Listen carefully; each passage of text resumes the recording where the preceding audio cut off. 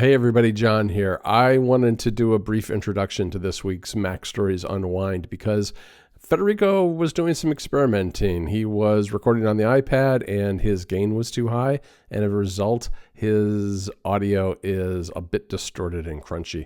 It's not unlistenable, but it is not up to our usual standards, so I just wanted to give everybody a little bit of a heads up.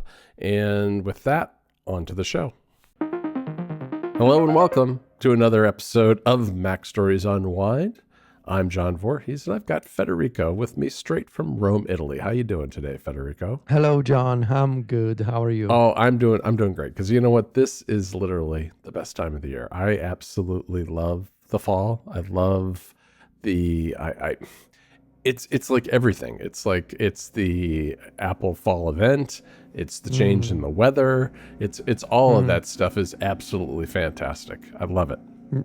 Yeah, it's a nice time of the year, especially with all the Apple stuff coming out. We're gonna be talking about our sort of like pre-Apple event preparations and wishes in the next episode of App Stories. For me right now, it's the yearly grind of actually putting together my iOS and iPadOS review after taking notes for 3 months and thinking about it for 3 months. Now, today, this week, and next week is when the actual writing and the editing is happening, and which is why I haven't really gotten too much time to get excited about new iPhones, because there's always that thought in the back of my mind of like, oh, new iPhones mean iOS is coming out, which means you got to be done in time. But I do think it's a nice time of the year. And, you know, it's usually after the Apple event and after the iOS review season, there's usually like a Nintendo Direct. Yes. Sort of like as a little reward, Yes. as a little, prize for doing our job and finishing, these tasks that we've been carrying on our shoulders for the past 3 months. So that's going to be nice. I really hope it's Metroid. We'll see. I do too. How tough is it though that Silksong is going to come out right when we're the busiest? I mean, it's gonna be on. It's on Thursday, right? Yeah, it's this week. It's late. Yeah, I'm gonna be playing Silksong at night, I guess, is what I'm gonna be doing. Yeah. No, I mean, look, we're just coming off the Labor Day weekend in the U.S. It was my wife's birthday, so we spent a nice weekend, kind of, just exploring North Carolina some more. We went up to Winston-Salem, which is another town, kind of northeast of here, I want to say. And had a very nice weekend there. The heat has finally broken, and that means I wake up to cool mornings finally and don't have to have air conditioning cranking all day long, which I kind of like. Kind of like that. Yeah, this may be an unpopular opinion with a lot of folks. I actually do love the really hot weather in the summer. Like, that's my thing. That's sort of my jam, I like it. When everybody's complaining, I love it because I absolutely despise the winter. I enter this sort of like weather-induced depression almost, where like the cold weather, the rain, the fog, the snow, it really bums me out. Yeah, no, I hear every you on year. That. I hear you on that for sure. The short days, Right. when it's dark at like 5 p.m. Oh my God, I hate it. I think for hate me though, this summer was so unbearably hot here, and that in between the sessions of heat, we had a lot of rain.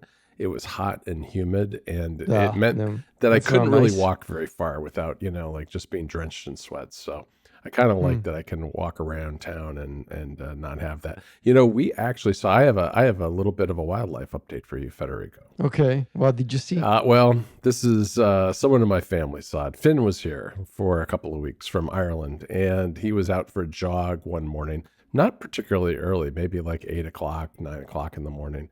And he ran down by the lake nearby, and he saw, standing on a beach, staring right at him, a coyote. Oh, those are scary. Those are scary, right? Yeah, well, I mean, they're not like a wolf. No? They're not big like a wolf. They're more like a small to medium-sized dog. I mean, that you don't want. Okay. They are wild. You don't go up and pet. But they're feral, right? Yeah, you don't go up to them and pet them. Do they attack humans?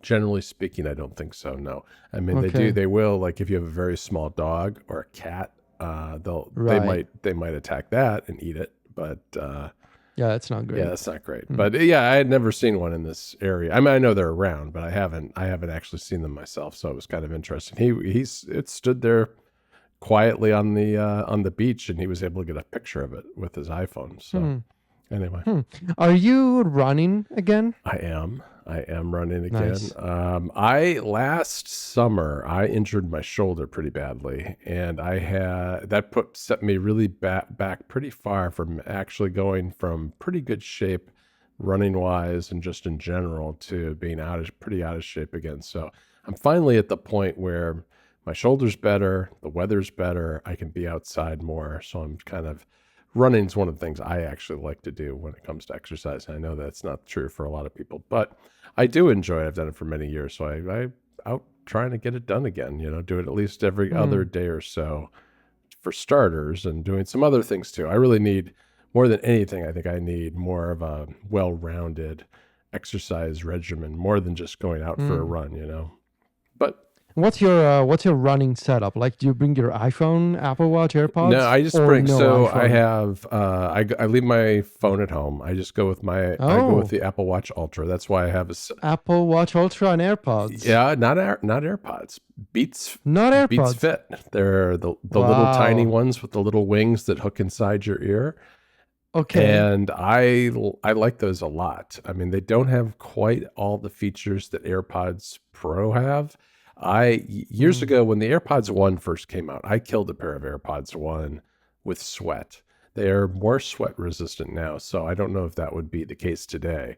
But that kind of set me down the path of the Beats Fitness line of wireless headphones, because they've always been kind of designed to be fairly heavy duty, more so than like the AirPods themselves. So I like the Beats Fit. They're tiny. They fit in my ears pretty well.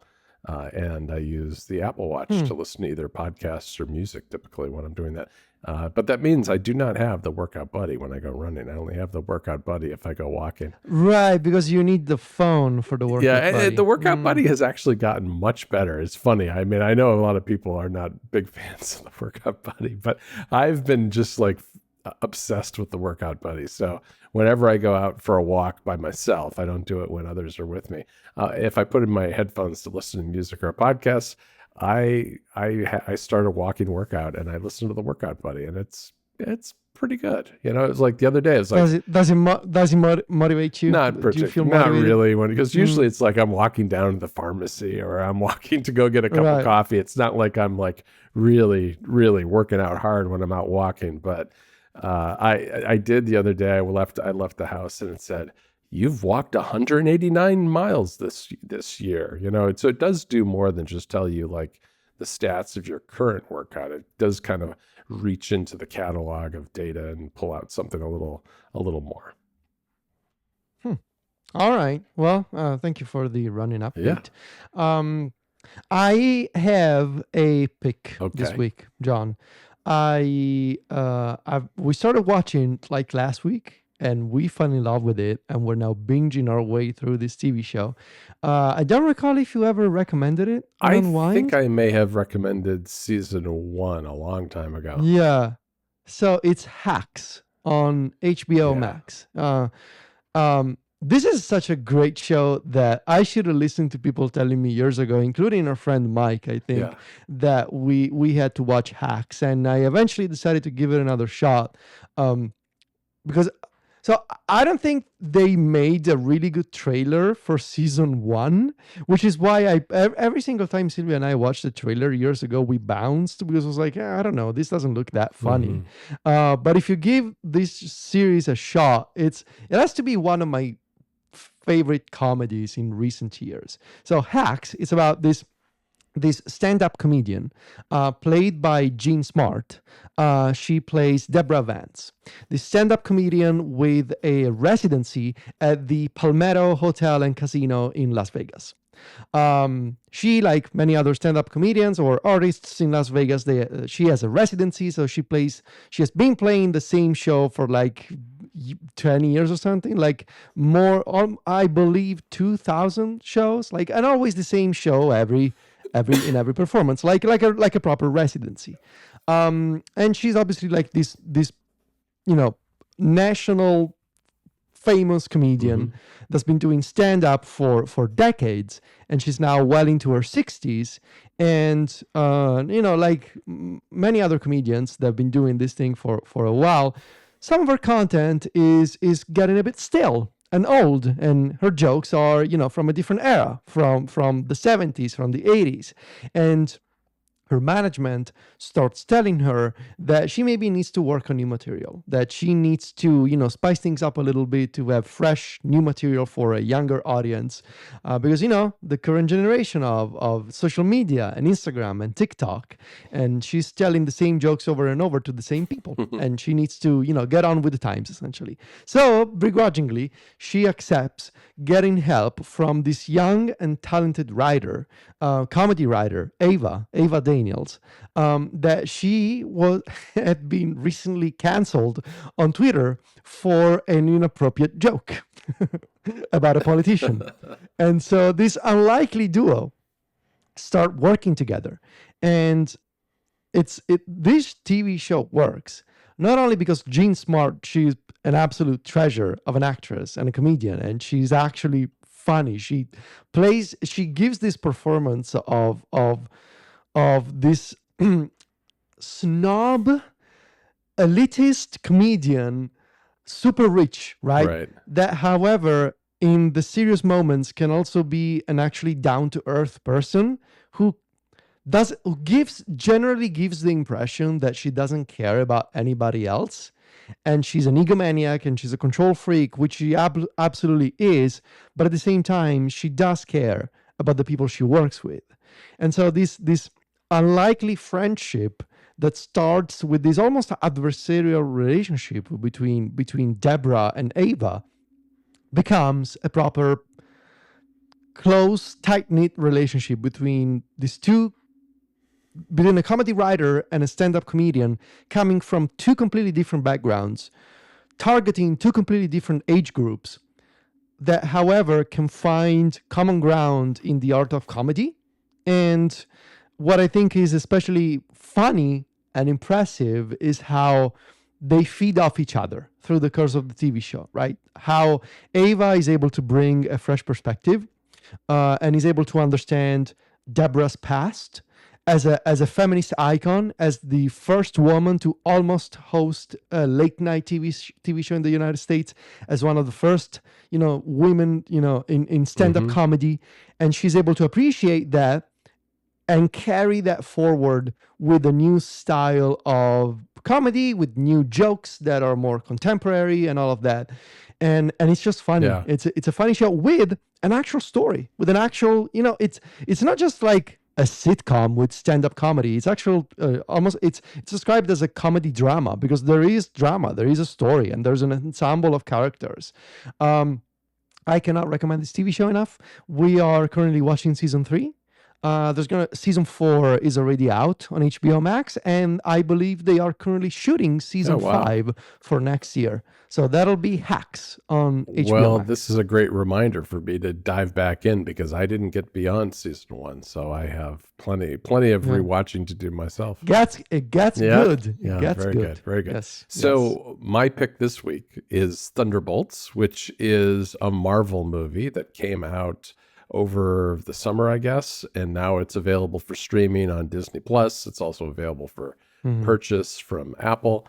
And this is a movie that I think did fairly well critically and with fans, but didn't do great at the box office. And I think more than anything, it was a bit of a marketing disaster, because Thunderbolts doesn't really speak to anybody who is outside, I think, kind of the hardcore audience of comic book fans. And as a result, a lot of people just kind of skipped it. But there was an asterisk in the title on Thunderbolts, and the asterisk was kind of the spoiler at the end, which I think everybody knows now because they did change the marketing, which is the Thunderbolts are the new Avengers, because, the Avengers have all been kind of wiped out by Thanos, and these are going to be the new Avengers. And it's interesting because this is not like the old Avengers.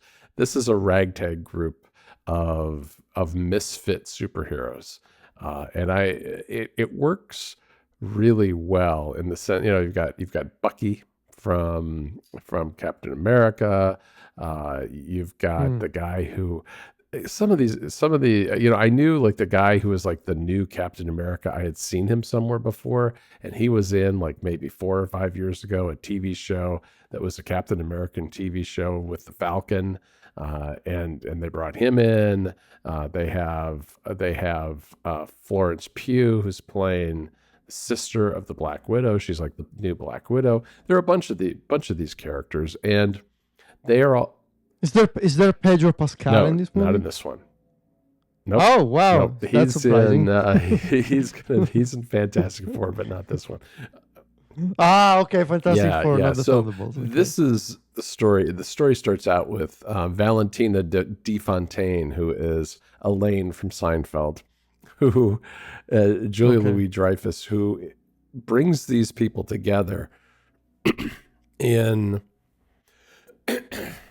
in one place to try to kill them because they've been acting as kind of freelancers for her shadowy network of like spies, and she brings them together to basically incinerate them, but they escape. And along the way, they find this guy known only as Bob. And it turns out Bob Hmm. is a guy who had a long and kind of tortured past, who had been experimented on by DeFontaine's organization to try to turn him into a super soldier, kind of Captain America style. And he was imbued with these superpowers. He can levitate. He can do all kinds of, he has a lot of powers. But the thing about Bob, and she tries to harness his powers, but Bob has had a really hard life. He suffers from depression. He's had a lot of trauma in his childhood, and that part of his psyche takes over and becomes something called the Void. And the Void is the bad guy. So the Hmm. Void is like this figure that's all in black, a little bit like a black hole, sucking everything into it.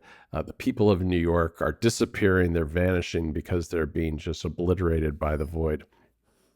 And it's up to Florence Pugh and the other characters to save the day in New York. And I just thought it was very well done. I thought it was a nice exploration of kind of superheroes that are both more human in a lot of ways, as well as a Hmm. villain that is that explores a little bit of things like themes of depression and that sort of thing.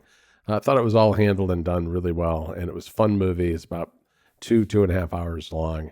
Watched it last weekend, and I highly recommend it. Nice. Okay. All right. Yeah, That that's a good sounds one. fun. Federico, we have a couple of other things to talk about. First of all, I want to thank everybody who has signed up to follow MacStories deals because that has gone really well. And as I said, I think before, the more people that follow it, the more we're going to be able to do with it. So if you haven't checked it out yet, go look on Mastodon or on Blue Sky for MacStories deals. You'll find it there. We're posting like 4 deals a day right now. During this week, we're coming to the end of the week, but 90s movies, because Apple's doing a special on 90s movies, and there are a lot of good 90s movies for like $5 each. So we're picking a bunch of the best ones and putting them on MacStories deals. That too. All right, Yes. everybody. Well, that's it for this episode of MacStories Unwind. Thanks for joining us today. You can find me and Federico over at MacStories.net, and we're on social media. Just look for at Vitici. That's VITICCI. And I'm at John Voorhees, JOHNVOORHWS. Talk to you next week, Federico. Ciao, John.